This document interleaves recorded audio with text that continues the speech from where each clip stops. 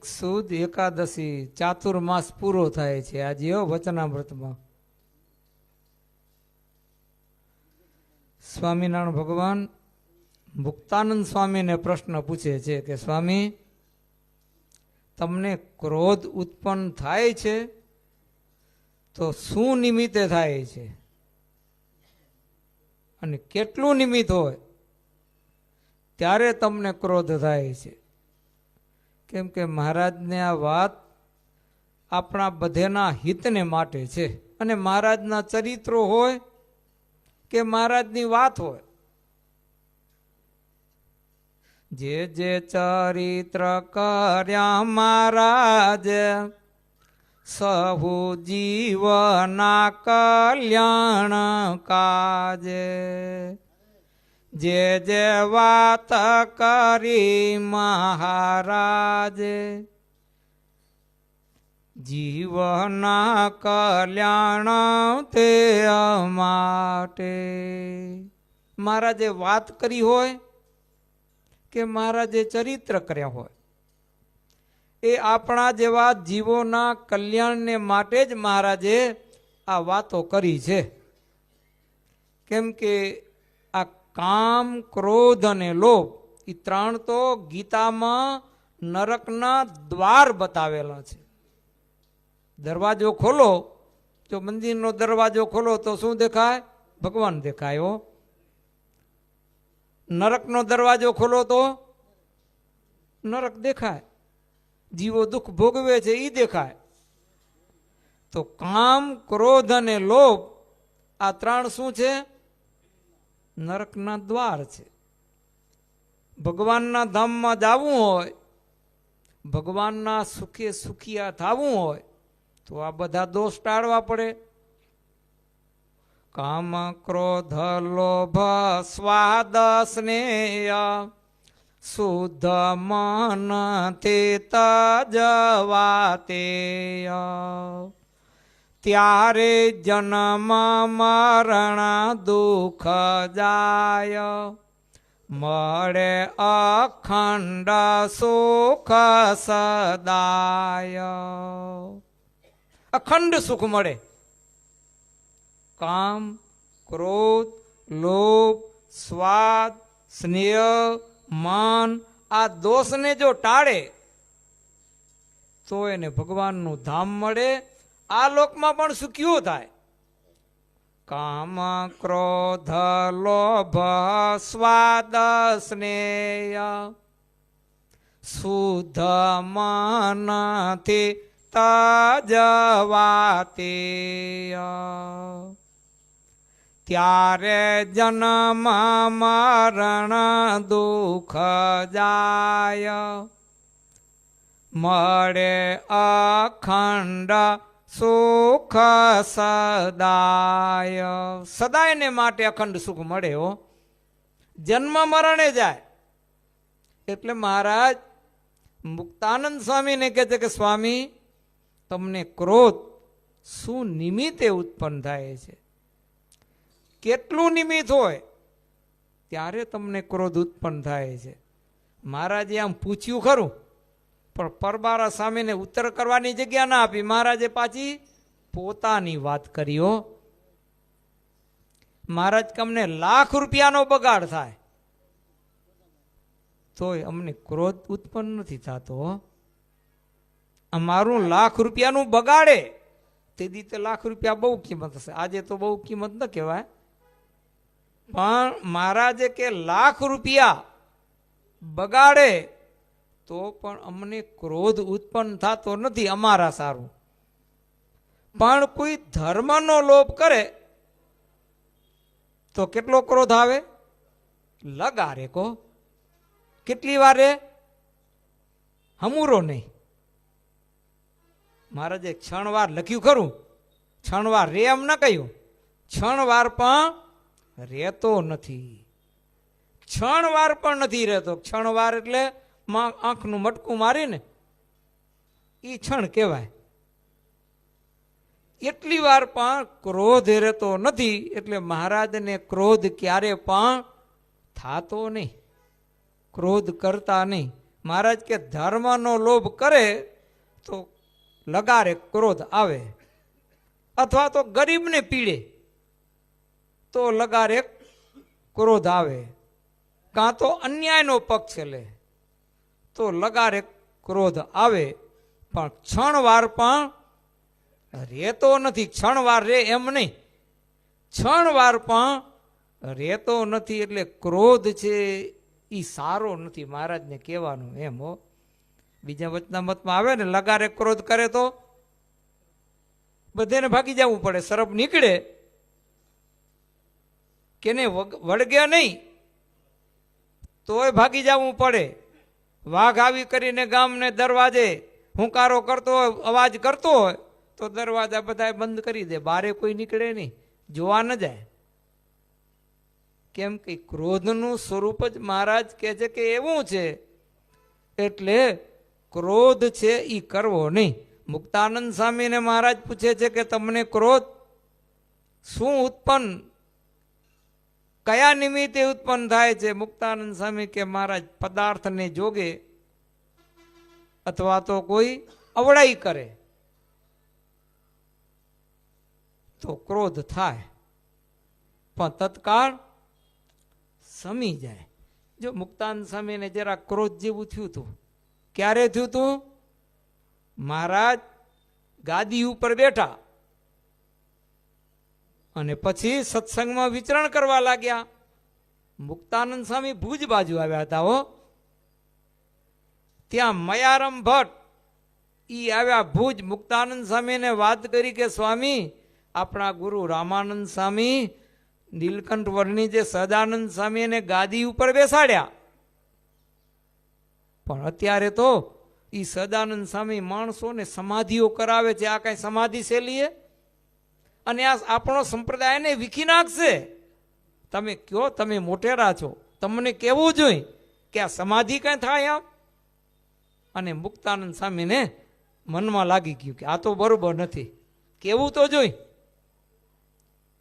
એટલે મુક્તાનંદ સ્વામી આવ્યા. તે વખતે ભગવાન સ્વામિનારાયણ માંગરોળ એથી ફરતા ફરતા મેઘપર ગામમાં આવેલા. ત્યાં મેઘપરમાં મુક્તાનંદ સ્વામી મળ્યા મહારાજને. મુક્તાનંદ સ્વામી મહારાજને કહેવા લાગ્યા, મહારાજ દિયો પાખંડ મેલી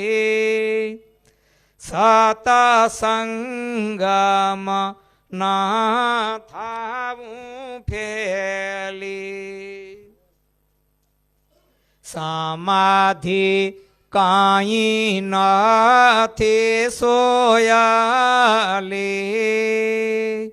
મોટા યોગીને પાણા દોયાલી, તે તો જેને તેને કેમ થાય, બીજા માને અમે ના માનાય. મુક્તાનંદ સ્વામી ભગવાન સ્વામિનારાયણ એને કહે છે કે મહારાજ આ તમે બધું શું કરો છો? આપણા ગુરુ રામાનંદ સ્વામી સંપ્રદાય ઉદ્ધવ સંપ્રદાય પ્રવર્તાવ્યો, પણ આવું તો ક્યાંય કર્યું નથી. અને રામાનંદ સ્વામીને તે વખતે બધા ભગવાન તરીકે માનતા. આવી સામર્થ્ય, આવી શક્તિ, આવો પ્રતાપ એ રામાનંદ સ્વામી બતાવતા હતા દરેકને. તો મુક્તાનંદ સ્વામી કહે છે કે મહારાજ આ બધો પાખંડ તમે મૂકી દો. આ પાખંડ કહેવાય. ઓલો કે અમને સમાધિ થાય, બાળક હોય તો બાળક કહેશે અમને સમાધિ થાય, જુવાન હોય તો જુવાનને સમાધિ થાય, વૃદ્ધને સમાધિ થાય, બાઈઓને થાય, ભાઈઓને થાય, નાવાની ખબર ન હોય એને સમાધિ થાય. આ કેમ મનાય? મુક્તાનંદ સ્વામી કે મહારાજ મહારાજ દિયો પાખંડ મેલી સમાધિ કાંઈ નથી સોયાલી.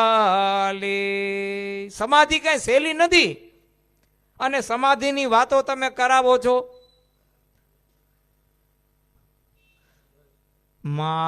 મહાયોગીને પાણા દોયાલે, મોટા યોગી હોય એને પણ સમાધિ ન થાય, અને તમે તો જેને તેને સમાધિ કાંઈ નથી સોયાલે. મોટા યોગીને પાણા દોયાલે, તે તો જેને તેને કેમ થાય, બીજા માને આમે ના માનાય. મુક્તાનંદ સ્વામી કે બીજા ભલે માને પણ અમે નહીં માની. કેમ કે સમાધિ થાય નહીં. સમાધિ કરવી હોય એને તો યોગ શીખવો પડે, અષ્ટાંગ યોગ સિદ્ધ કરે એને સમાધિ થાય. અને તમે તો નાવાની જેને ખબર નથી એને તમે સમાધિ કરાવો ને એ સમાધિની વાતો કરે, એ અમે કેમ માનીએ? માટે મહારાજ આ બધો પાખંડ તમે મૂકી દો, આ બધો પાખંડ છોડી દો. સમાધિ ન થાય એ તો જ્યારે યમ, નિયમ, આસન, પ્રાણાયામ, પ્રત્યાહાર, ધારણા, ધ્યાન, આ 7 અંગ જ્યારે સિદ્ધ કરે ત્યારે 8મી એને સમાધિ થાય. હવે યમનું પાલન કરવું એ તો બહુ કઠણ છે. તત્ર અહિંસા, બ્રહ્મચર્ય, સત્યાસ્તેયા, પરિગ્રહ, એતે પંચા યમા પ્રોક્તા સાધનીયા પ્રયત્નતઃ. આ 5 જમો પ્રયત્નપૂર્વક સિદ્ધ કરે, અહિંસા ધર્મનું પાલન કરે. અહિંસા ધર્મ કાયા, વાણી અને મન, 3 પ્રકારે અહિંસા પાડવી પડે. ખાલી કોઈને મારે નહીં તો અહિંસા પૂરી ન કહેવાય. કાયાથી એટલે શરીરથી કોઈને મારવો નહીં. મનમાં સંકલ્પ ન કરાય, સંકલ્પ કરે ને તોય પાપ લાગે. અને મારવા જેવો હોય આમ જો સંકલ્પ કરે તો એને પાપ લાગે. મહારાજ વનમાં ફરતા હતા, પુલાશ્રમમાં ગયા, ત્યાં મહારાજ તપ કરતા હતા, ત્યાં બીજા જોગીઓ તપ કરતા હતા. અને જોગીઓ એવું તપ કરતા હતા, નાઈને કપડું હૂકવે ને ત્યારે વરંગડીની જરૂર ન પડે. આકાશમાં ઘા કરી દે, હૂકે પડ્યું આકાશમાં, પવનમાં ક્યાંય પડે નહીં. અને પછી લે જોગી ત્યારે નીચે આવે, બાકી આકાશમાં એ સૂકતું હોય. આવા યોગી ત્યાં તપ કરતા હતા, પણ ત્યાં સર્પ નીકળ્યો એટલે બીજા જોગીને કે મારી નાખ, રોજ એ નીકળે રો, આપણે બીક લાગે રહી. જ્યાં મારી નાખ એમ કહ્યું ને એનું કપડું પડી ગયું, એને પાપ લાગ્યું. વાણી ઉચ્ચારીને કે મારી નાખ તોય પાપ લાગ્યું. મનમાં સંકલ્પ કરે કે આને મારવા જેવો હોય તોય પાપ લાગે. હો, કાયા, વાણી અને મનથી અહિંસા ધર્મનું પાલન કરે, બ્રહ્મચર્યનું પાલન કરે, ક્યારે પણ ખોટું ન બોલે, કોઈ વસ્તુનો સંગ્રહ ન કરે, ચોરી ન કરે. આ 5 જમોનું પાલન કરે ત્યારે એક પગથિયું ચડ્યો હોય. યમ, પછી નિયમ, આવા 7 પગથિયા ચડે તો 8મી એને સમાધિ થાય. મુક્તાનંદ સ્વામી કે મહારાજ આ તમે જેને તેને સમાધિ કરાવો અમે ના માનીએ.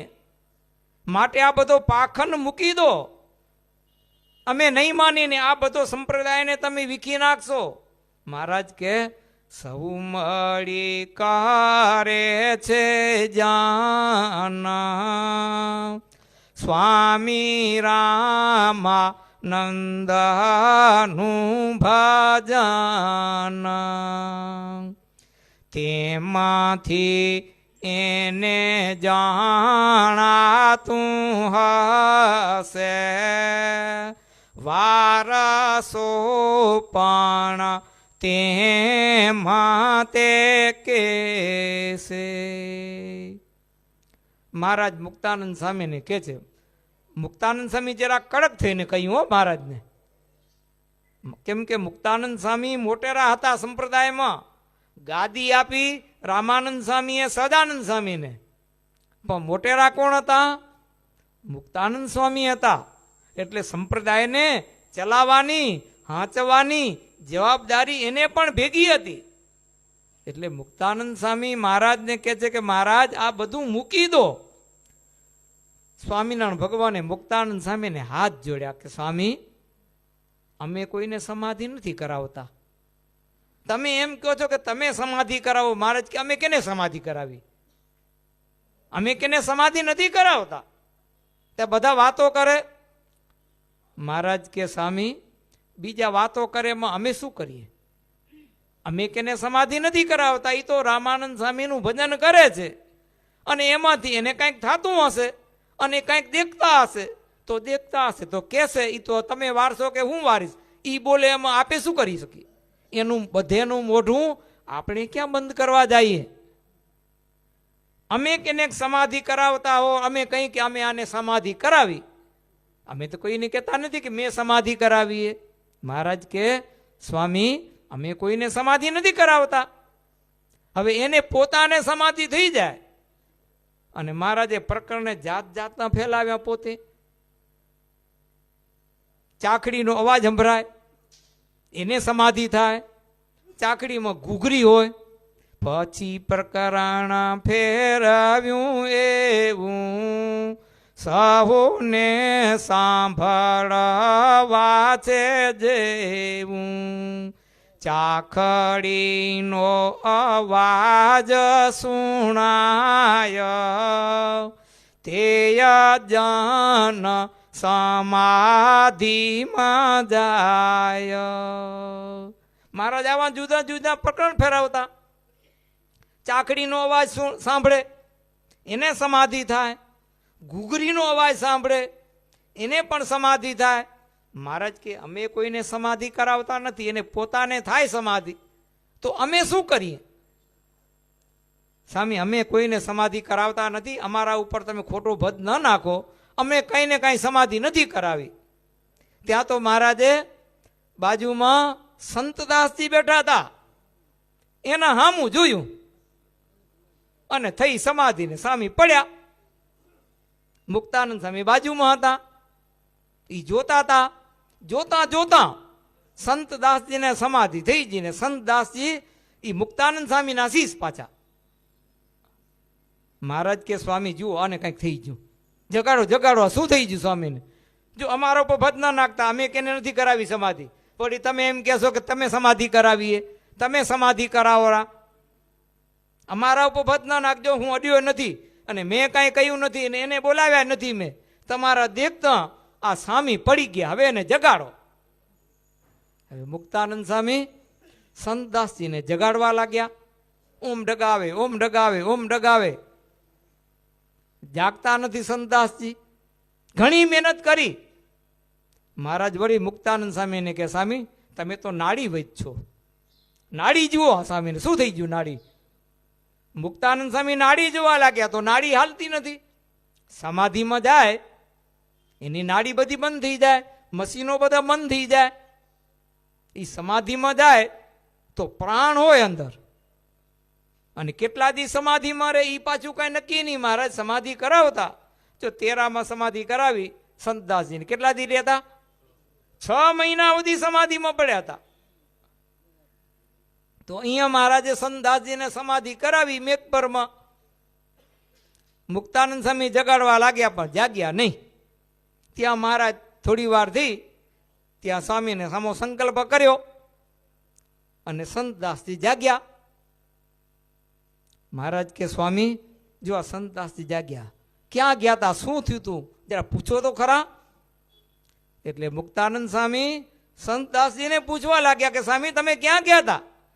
સંતદાસના છે સત્ય બોલા, કહે દીઠો મેં બ્રહ્મ મોહલા, તેમાં મૂર્તિ દીઠી મેં દોયા, ઉદ્ધવને શ્રી કૃષ્ણની સોયા ઉધવ તે રામાનંદ રૂપા શ્રી કૃષ્ણ તે આ શ્રી જે સ્વરૂપા.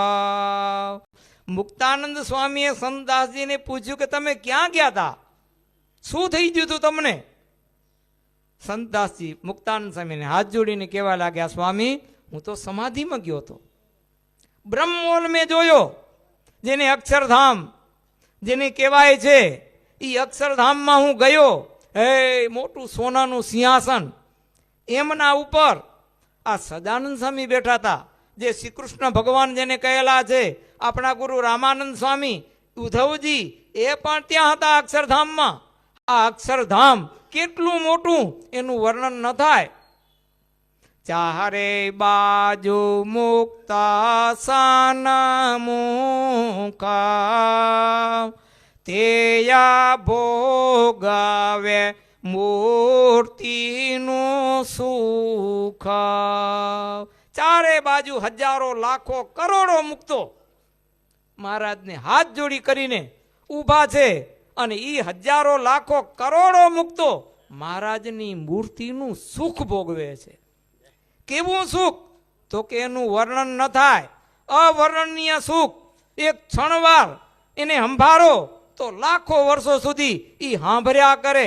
આવું સુખ આ મુક્તો ત્યાં અક્ષરધામમાં ભોગવે છે.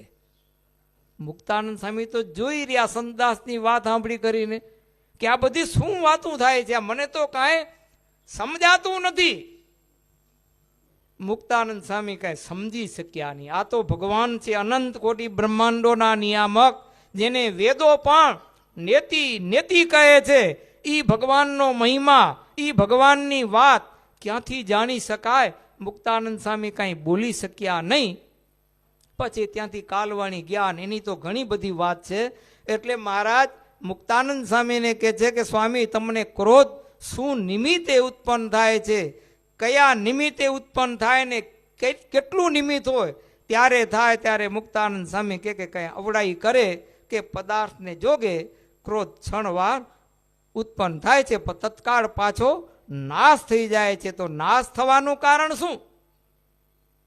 સ્વામી કે મહારાજ હું તમારો મહિમા સમજુ છું કે ભગવાન આવા મોટા, અને મહારાજને તો આ ક્રોધ ગમતો નથી. તો મને ક્રોધ કરવો એ શોભેની ને જો કરીશ તો મહારાજ મારા ઉપર રાજી નહીં થાય. વળી હું સાધુ છું પાછો. ને આગળમાં સુખદેવજી જળ ભરત એને પણ ક્રોધ કર્યો નથી. સુખદેવજી વસ્ત્ર વિના રહેતા તો માણસો એની મસ્કરી કરતા અને હેરાન કરતા, પાણા ઘા કરે ને સરિયા મારે ને સુખદેવજી કઈ બોલતા નહીં. ત્યારે તમારા જેવા ભાઈએ પૂછ્યું સુખદેવજીને કે તમે આને હેરાન કરેલા કઈ કહેતા નથી?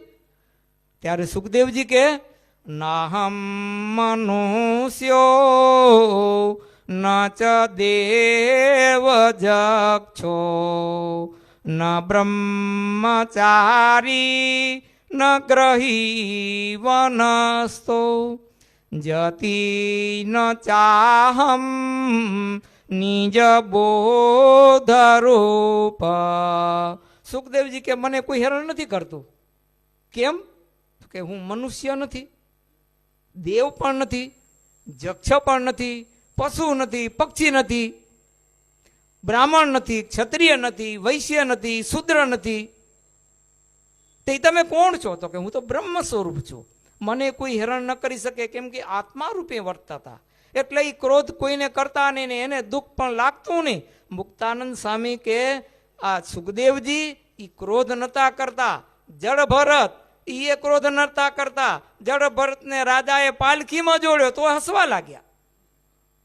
તો આપણે ક્રોધ શેનો કરવાનો હોય? મુક્તાનંદ સ્વામી કેમ વિચારી અને ક્રોધને હું તત્કાળ ત્યાગ કરી દઉં છું. આમ મહારાજે આ વચનામૃતમાં ઘણી ઘણી વાત કરી. સદાનંદ સ્વામી મહારાજની જય.